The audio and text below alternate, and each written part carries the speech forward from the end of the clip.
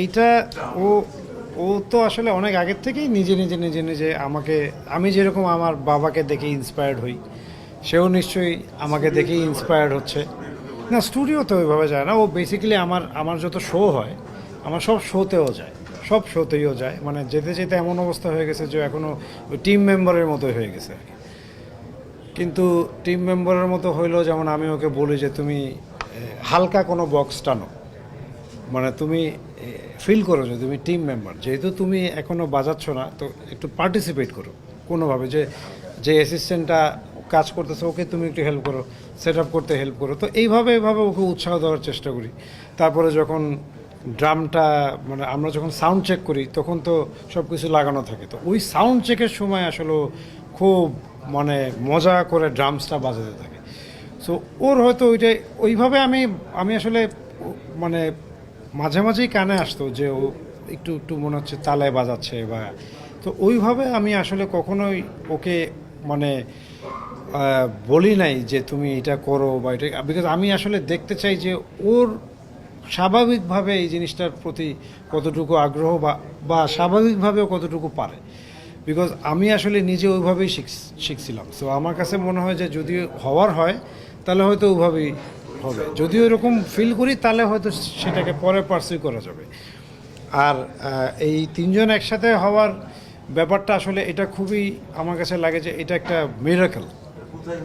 এটা এটা আমার ছেলে যে স্কুলে পড়ে সেই স্কুলের 50 বছর পূর্তিতে একটা স্কুল থেকে একটা অনুষ্ঠান হয়েছিল।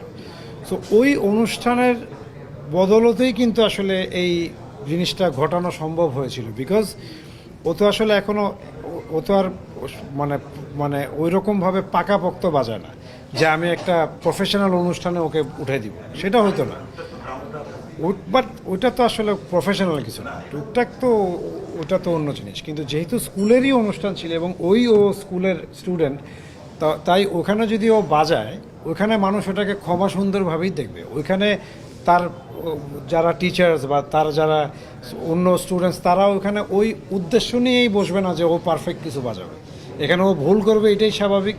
এবং ওই মানসিকতা নিয়েই সবাই ওখানে ছিল।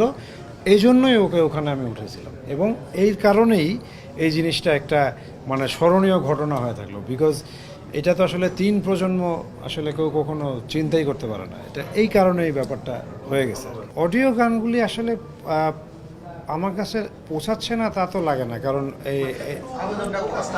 না, আপনি যে যে মুজা মুজা তারপরে এই যে রিসেন্টলি ওদের যে ওই যে জেফার, ওদের গানগুলো তো বেশ ভালোই পৌঁছাচ্ছে।